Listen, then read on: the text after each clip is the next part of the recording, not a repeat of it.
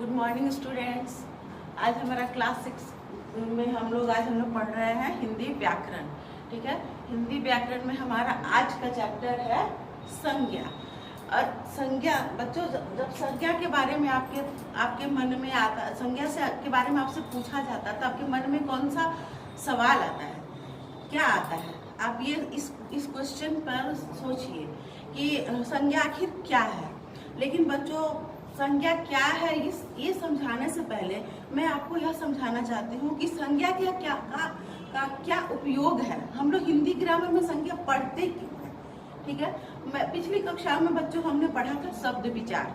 ठीक है, तो शब्द विचार में हम लोगों ने एक पढ़ा था उसका भेद के बारे में कि प्रयोग के आधार पर शब्द के दो भेद होते हैं, विकारी शब्द और अविकारी शब्द। तो हमारा जो संज्ञा है यह इन्हीं विकारी और अविकारी शब्दों में से ही निकल कर आता है। बच्चों, जब हम विकारी शब्द और अविकारी शब्द के बारे में अच्छे से समझ पाएंगे तभी हम संज्ञा के बारे में ही जान पाएंगे। क्योंकि हमें अपने हिंदी के शब्द का निर्माण करने में, हिंदी को समझने के लिए पहले उसके जड़ में जो बातें होती हैं उन्हें समझना जरूरी होता है। जैसे विकारी शब्द, प्रयोग के आधार पर हम शब्दों को दो भागों में बांटते हैं, विकारी और अविकारी। तो विकारी शब्द के भी 4 भेद होते हैं, जिसमें पहला होता है संज्ञा। ठीक है बच्चों, विकारी शब्द के भी 4 भेद होते हैं, जिसमें पहला होता है संज्ञा, दूसरा होता है सर्वनाम,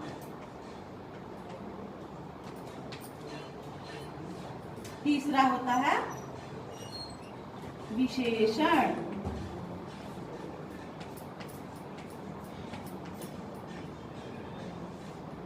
और चौथा होता है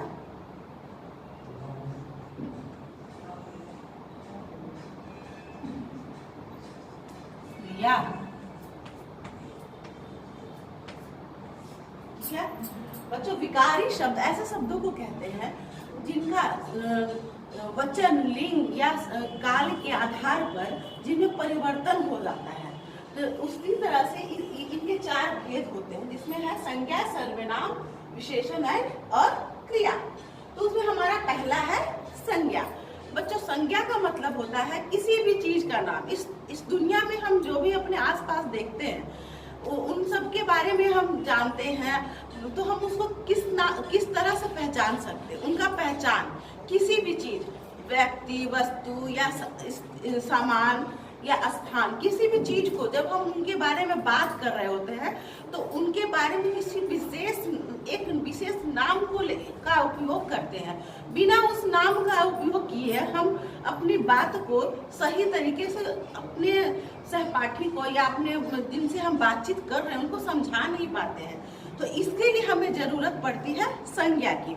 तो बच्चों, इस तरह से हम लोग जान सकते हैं कि संज्ञा किसे कहते हैं। संज्ञा मतलब होता है दुनिया में हमारे पास जो भी हमारे आंखों के सामने होता है उन सब का कुछ न कुछ नाम होता है और उसी नाम को कहते हैं संज्ञा।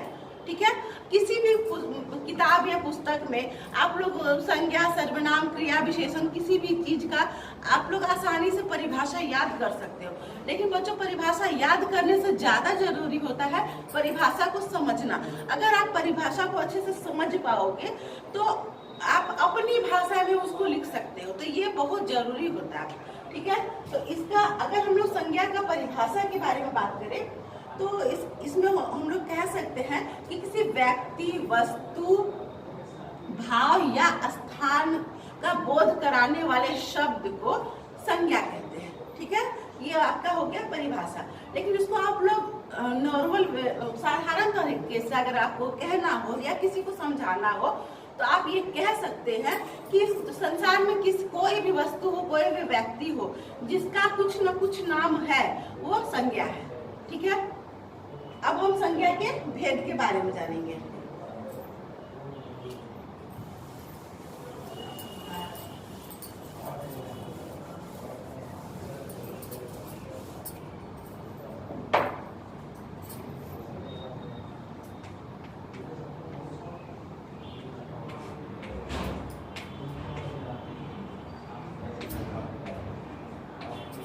बच्चों संज्ञा के भेद के बारे में भी हमारे हिंदी शास्त्रियों में कुछ मतभेद है। कुछ हिंदी शास्त्रियों का मानना था कि संज्ञा के 5 भेद होते हैं, ठीक है, और कुछ हिंदी शास्त्रियों का मानना है कि संज्ञा के 3 भेद होते हैं। तो ये जो शंका है आपके मन में, आपको भी होता होगा कि कभी आप किसी किताब में पढ़ते हो कि 5 भेद होते हैं और किसी किताब में पढ़ते हो कि 3 भेद होते हैं। तो मैं आज आपकी इस शंका को मिटाने का प्रयास करना चाहती हूँ, ठीक है। तो हम सबसे पहले जानते थे कि संज्ञा के कितने भेद हैं? 5 भेद है। तो उसमें पहला है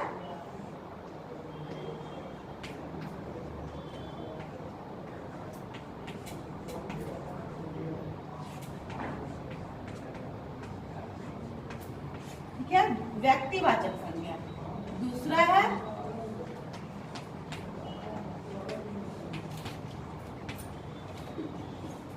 जातिवाचक संज्ञा, तीसरा है भाववाचक संज्ञा,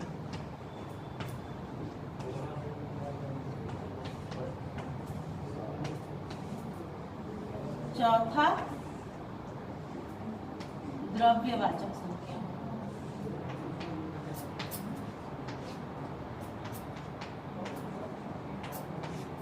पांचवा समुदायवाचक संज्ञा,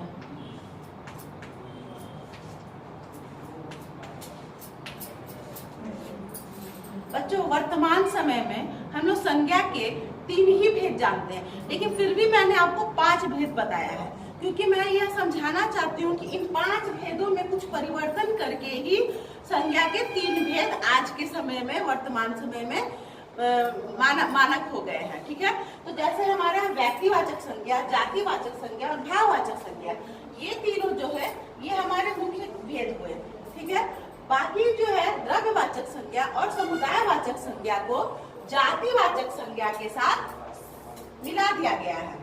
इन दोनों को जातिवाचक संज्ञा के साथ मिला दिया गया, क्योंकि कुछ मतभेद होता था इनके बारे में स्पष्ट उदाहरण निकालने में कुछ मतभेद हो रहा था। तो हमारे हिंदी के शास्त्रियों ने मिलकर द्रव्यवाचक संज्ञा और समुदायवाचक संज्ञा को जातिवाचक संज्ञा के रूप में ही मिला दिया गया है। तो अभी कुल मिलाकर हमारे पास संज्ञा के 3 भेद ही है। इस तरह हम लोग कह सकते हैं कि संज्ञा के मुख्यतः 3 भेद होते हैं, व्यक्तिवाचक संज्ञा, जातिवाचक संज्ञा और भाववाचक संज्ञा, ठीक है। अब हम जानेंगे कि व्यक्तिवाचक संज्ञा क्या है।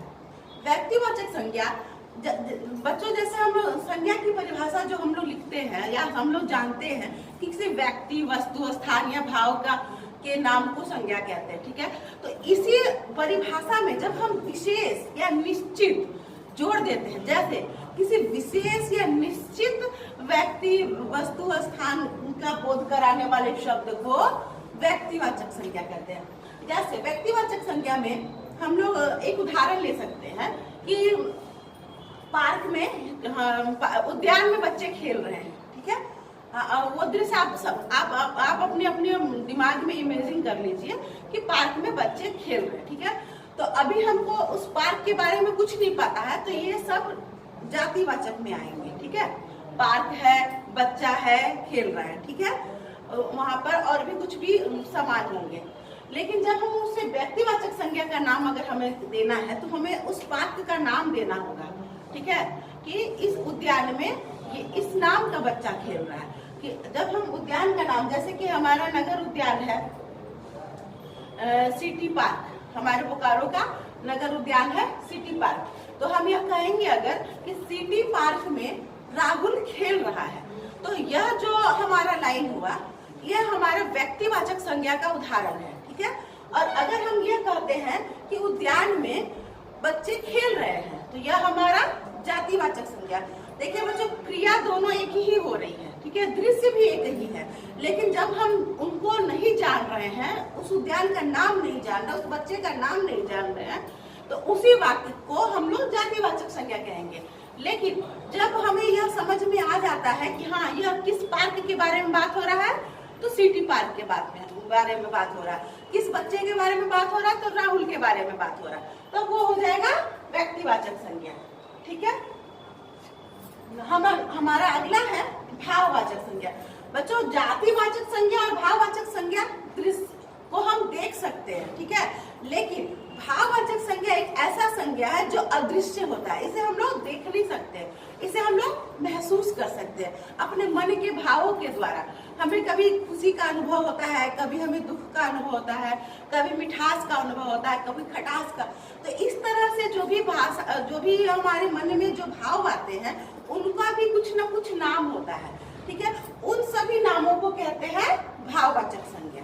ठीक है, इस प्रकार हम लोगों का तीनों व्यक्तिवाचक संज्ञा, जातिवाचक संज्ञा और भाववाचक संज्ञा, ये तीनों के बारे में हमने जाना। अब मैं इससे संबंधित आपको परियोजना कार्य दे रही हूँ। ठीक है।